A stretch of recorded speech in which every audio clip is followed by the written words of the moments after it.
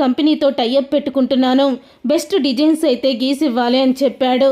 Contract వస్తే ఇంకా నా జీతం పెరుగుతుందని కూడా అన్నాడు. అంతే తప్ప అనామికకి ఆ డిజైన్స్ ఇస్తున్నాడని నాకు అస్సలు తెలీదు. లేకపోతే నా భర్త అవమానం పడుతుంటే నాకు కాదా అది అవమానం అని అంటూ కావ్య అయితే జరిగింది చెప్తుంది. అప్పుడే ఇక చాటుగా ఉండి విన్న రాజు కళ్యాణ్ ఇద్దరూ కూడా షాక్ అయిపోతూ ఉంటారు. విన్నావు కదా అన్నయ్య, వదిన ఏ తప్పు చెయ్యలేదు. కేవలం అనామిక నిన్ను ఓడించాలని, మన కంపెనీని దెబ్బ కొట్టాలని ఆ సామంత్ కంపెనీ చైర్మన్ని వలలో వేసుకుంది. ఒకరోజు రోడ్డు మీద నేను వెళ్తూ ఉంటే నన్ను అప్పుని ఆపి మా ఇద్దరిని అవమానించి మీ అన్నయ్య పతనం చూస్తావు, 100 సంవత్సరాలు పేరు గల స్వరాజ్ కంపెనీని దెబ్బ కొడతాను అని నాతోనే సవాల్ చేసింది. మా అన్నయ్య ఎదురు ఎవరూ కూడా పని చేయలేరు, మా అన్నయ్య నెంబర్ 1 స్థాయిలో ఉంటాడని నేను కూడా చెప్పాను అని అంటూ ఉంటాడు కళ్యాణ్. అయితే అప్పుడే రాజ్ అది విని కావ్య ఈ ప్రాజెక్టు అవార్డు విషయంలో కూడా తను ఏ తప్పు చెయ్యలేదని రాజ్ అయితే తెలుసుకుంటాడు.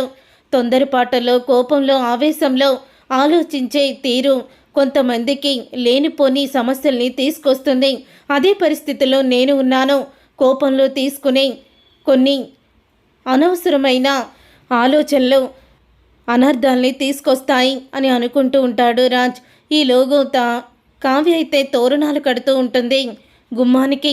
అప్పుడే ఇక అందకపోయేసరికి ఎగురుతూ ఉంటుంది. రాజ్ అయితే వెనక నుంచి వచ్చి కావ్యని ఎత్తుకుంటాడు.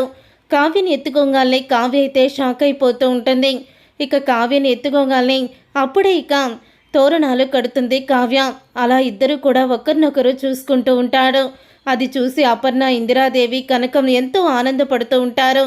తర్వాత రుద్రాణి రాజుతో మాట్లాడాలని అటువైపుగా వస్తూ ఉంటే కావ్య, రాజ్ ఇద్దరూ కౌగిలించుకొని ఉండడం చూసి ఆశ్చర్యపోతుంది. వీడేంటి మొన్నటి వరకు కళావతి అంటేనే నాకు ఇష్టం లేదు, తనంటే నాకు కోపమని పగతో రగిలిపోయినా వీడు ఇప్పుడు పెళ్ళాన్ని అమాంతంగా కౌగిలించేసుకున్నాడు, అసలు వీడి కోపం ఏమైపోయింది అని అంటూ ఆశ్చర్యపోతూ ఉంటుంది రుద్రాణి అయితే. ఇక ఆశ్చర్యపోతూ రుద్రాణి అయితే అప్పుడే ఇక పక్కకు వెళ్ళి అనామికకి ఫోన్ చేస్తూ ఉంటుంది.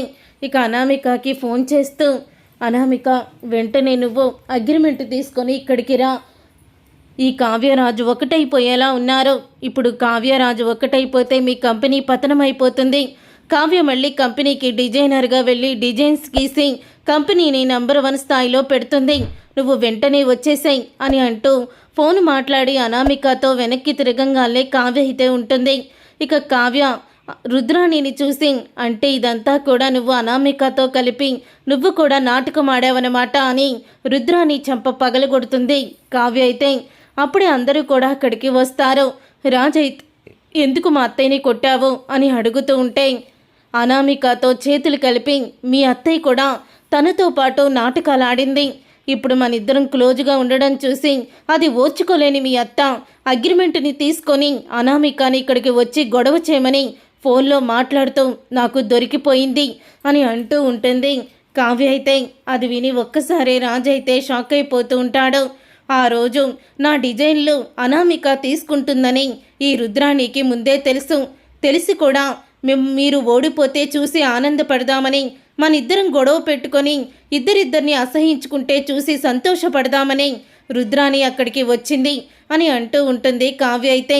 అప్పుడే సుభాష్ అయితే ఆ రోజు పదే పదే మాతో వస్తానని ఎందుకన్నావో ఇప్పుడు అనిపించింది, ఇప్పుడు అర్థమైంది రుద్రాణి అని సుభాష్ కూడా అంటూ ఉంటాడు.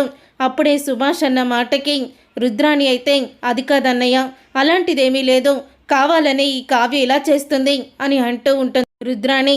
ఇక నువ్వు నాటకాలు ఆపు రుద్రాణి అని అపర్ణ చెప్తూ ఉంటుంది. చూసారుగా ఫ్రెండ్స్, రాబోయే కథలో ఖచ్చితంగా ఇలాగే జరగబోతుంది. మరి ఇలాగే జరగాలని మీరైతే కోరుకుంటున్నారా? అయితే వీడియోని తప్పకుండా లైక్ చేసి ఛానల్ని సబ్స్క్రైబ్ చేసుకొని పక్కనే ఉన్న గంట సింబల్పై ఆల్ అని క్లిక్ చేయండి.